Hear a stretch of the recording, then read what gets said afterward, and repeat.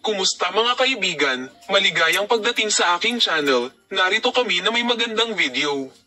Ang balita na nagkabalikan ng mag-asawang sina Enjan Akurek at Tuba Buyakusten na kumukuha ng mundo ng magazine sa pamamagitan ng bagyo pagkatapos ng kanilang paghihiwalay ay tumama sa agenda na parang isang bomba. Matapos ang ilang buwan ng mga ups and downs, rumors, tears and statements, napag-alaman na nagpa siya ang mag-asawa na magsama-sama muli upang iligtas ang kanilang kasal.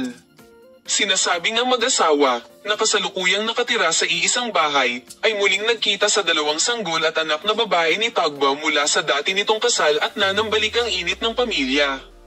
Ang relasyon sa pagitan ng Tagba Buyakusten at Enjan Akurek, isa sa mga pinakasikat na pag-ibig sa isang panahon, ay pinalamutian ang mga headline ng bansa ng magazine at nagkaroon ng malawak na epekto sa social media, lalo na sa kanilang proseso ng paghihiwalay. Bibigyan ka namin ng detalyadong impormasyon tungkol sa paksa.